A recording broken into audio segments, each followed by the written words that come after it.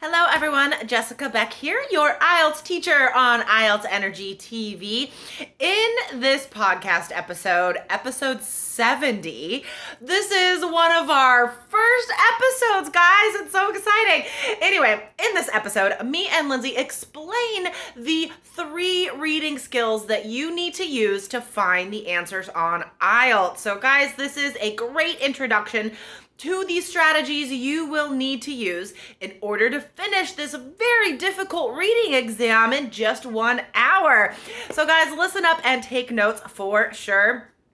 And if you're wondering what IELTS score you would get if you took the exam today, you can find out in less than 5 minutes, guys. Go to allearsenglish.com/IELTS quiz. All right, let's get to the show. This is an IELTS Energy podcast, episode 70, skimming, scanning, reading for detail on IELTS and in real life. You are listening to the IELTS Energy podcast from All Ears English. We believe in connection, not perfection, and we're here to show you how to get the score that you need on your next IELTS exam. Get started with our 7 easy steps to a 7 or higher at allearsenglish.com/SEVEN. Now, let's get to the show. In today's episode, you will learn the strategies that you need to get a high score on the reading test, and you'll find out how you actually use these skills every day.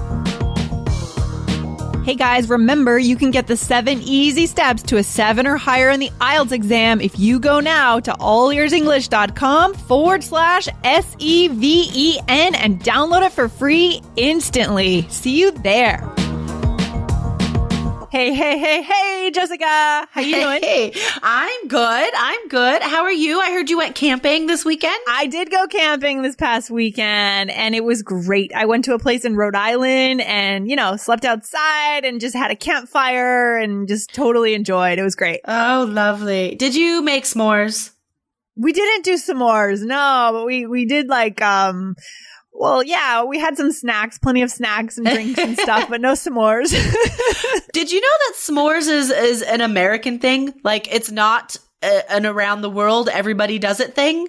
I know, s'mores, right? I don't know. I usually get sick when I have s'mores. They're kind of sweet, right? Oh yeah, my gosh. Really, I love all that sugar. It's so good. I wonder if our listeners know what they are, right? So s'more comes from, I guess it comes from some more, right? Exactly. Give me s'more. Yeah. What goes into a s'more in case our listeners want to try making them? So you melt a marshmallow. We do that when we're camping. You put a marshmallow on a stick and you put it over the fire and the marshmallow gets all like melty and soft. And then you put 2 blocks of Hershey's chocolate on a graham cracker. And you must be Hershey's, yes. Yes. And you put the marshmallow on top of the chocolate and then the other graham cracker on top of that. And it's like a sandwich. It's a chocolate marshmallow sandwich and it's delicious. And you're always going to want some more. So we call it s'mores. Precisely. S'mores. Okay. So, I don't know if we talk about s'mores on the IELTS test, but you might in speaking part 1. But today, one of our listeners wrote in, saying that the names of the reading skills he didn't quite understand. Like what is skimming? What is scanning? So we're going to talk about that today. Yeah. So what are those 3 skills that we need, Jessica, for the reading exam? Let's break it down for our listeners. Let's keep it simple. What do we need to be able to do? So, first, I just want to say, you guys, that these 3 reading skills you do in your own language all the time already. So you know how to do this. It's just transferring these skills into English and into the test strategy. Okay. So just remember that, like you already know how to do this. All right. So first, skimming. You do this when you are looking at a newspaper. Skimming is when you just get the main idea. You read a little bit to get the main idea or the gist of an article. Okay. And the next one is scanning. Is that right? Yeah. So scanning is not reading, actually. You're just looking for specific information. You're using your finger or your pen to look at all the words quickly so you can find a name, a number, a word that, a special word you're looking for. So that's scanning. When do we scan in real life, Lindsay? Yeah, I guess I suppose you could do it when you're reading the newspaper, right? When you're trying to pick out specific things. You're looking for a name. You're looking for a date, for example. Sure. Yeah. Or like if you're looking at a schedule or like a TV schedule and you're like, right now, I want to watch the soccer game. So you're going to scan everything for the word soccer, or, now it's 8:00. So you're going to scan for 8:00. Right. Or on a website, for example, if, like tonight I'm going to my meditation center and I want to know who's speaking, right? So I'm going to scan the webpage for a name for the particular event, right? Yeah. Yeah, totally. So this is a skill we do all the time. So, on the test, you're going to do this because you're looking for keywords from the question in the passage, because that's how you find the answer. We talk about all these skills and strategies in our course, in the 3 Keys IELTS course. But these are the 3 basic skills you need, right? So skimming, scanning, and then the last one is reading for detail.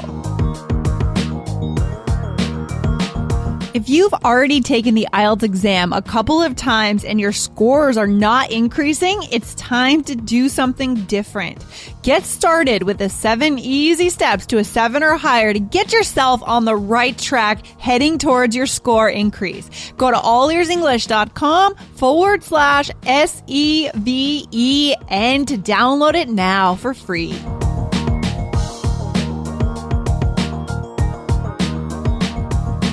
Okay. And what's the difference between scanning and reading for detail? Because I could see that our listeners might get confused between the two. They seem kind of similar. Yeah. That's true. So because we define scanning as looking for specific information, which are details. So I can see how that's confusing.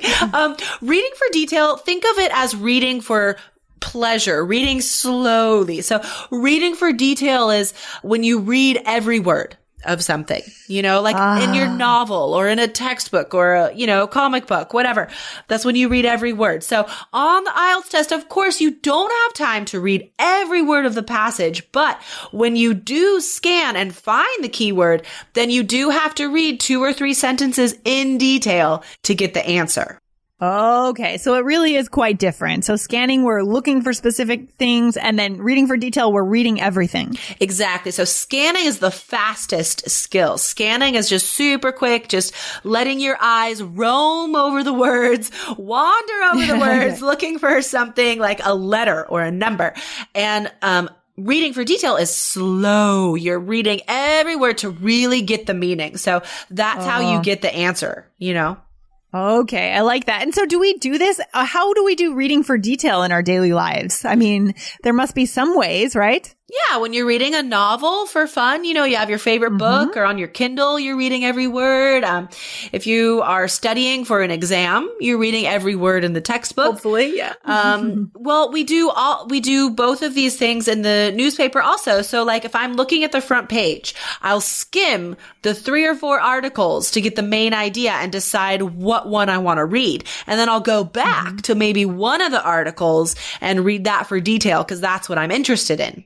Okay, I see. Yeah. Interesting. So we do all of these every day. You just have to learn how, put them in order and when to do them on the IELTS exam. So that's the tricky part. The skills aren't tricky. Doing them is not tricky. You already do it. It's just learning the strategy or the system of where these skills fit in on the exam, right? Because it's it's 60 minutes and it's 3 long passages, 40 questions. There's a lot to do in that hour. Clearly, yeah. And it's not really enough, guys, to just know that these are the 3 steps. Really what you need to do is, as Jessica just said, you need to know how to put them into play, right? And that's where, that's something that we do have in our course, right? And you can get that in different places, but really primarily in our course because our course is awesome. It's fantastic. And so you'll have a chance to practice and to really internalize these ideas and make them a part of your repertoire. Exactly. Yeah. So, the skills are easy. The strategies you do need to practice. So it's just learning what those steps are from a teacher, an IELTS professional, somebody that can help you with the test. And then it's practicing that on practice tests, doing, these practice passages so you get fast and comfortable with the strategies. Yeah, that's the key. That's the key. Awesome. Is there any final piece of reading wisdom, Jessica? Anything? I mean, the reading test can be hard. I know that time management is a big issue for our listeners when it comes to the reading test. And it seems like having a system like this is the key, right? For sure. Yeah. You need those strategies. I think if you want to practice each skill individually on your own, you can. And that strengthens the skill. It doesn't put it into the test practice, but it strengthens the skill. So you can skim articles in the newspaper and write down the main idea, what you think the main idea is. So that's practice for skimming. You could go online and look up practices for scanning because there are special reading websites that will improve specific reading skills. So you can do that online by finding these like speed reading websites or, whatever type skills that you're looking to improve. But again, you do need to put it into the test context and somebody else has to do that for you, like a teacher or a course. So yeah, you can't do everything on your own, unfortunately. Yeah, no, when it comes to the IELTS exam, I think this is not the time to cut corners. This is not the time to save money, right? We don't this is life, right? We've said this before. This is our future. And I was talking to one of our listeners this morning and he wants to go to medical school in somewhere in the world in a Western speaking country. And the stakes are high, right? We have dreams and we have goals and it's the right thing to do to put the time into this investment of getting the skills that we need. Right. And the test is expensive. This is not a cheap exam. So don't just take it. I mean, cause that's a waste of money, right? Just take that money you would spend on the test and instead put that money into a course that's going to teach you about the test. And then you're not wasting your money and you'll get the score you need when you do take the test eventually. Yeah, totally. So invest in yourself. That's the key. I mean, and so thanks for letting us know about these strategies, Jessica. I love it. I mean, you've worked on these strategies for 10 years and you've worked hard to develop these. So we're so lucky to be able to learn from you here. I mean, this is 10 years of wisdom. Pleasure. It's incredible. Yeah, going on 11. It might be 11 now. I have to check. 11. Oh my gosh. And you didn't always have these strategies, right? In the beginning, you tried different things that didn't quite work. And so now we get to kind of reap the benefits of all of that work. Yes, I have honed my years of looking at exams and practicing with students into specific systems that you guys could use. So yeah, keep listening, guys. Check out our course and let us know what you think.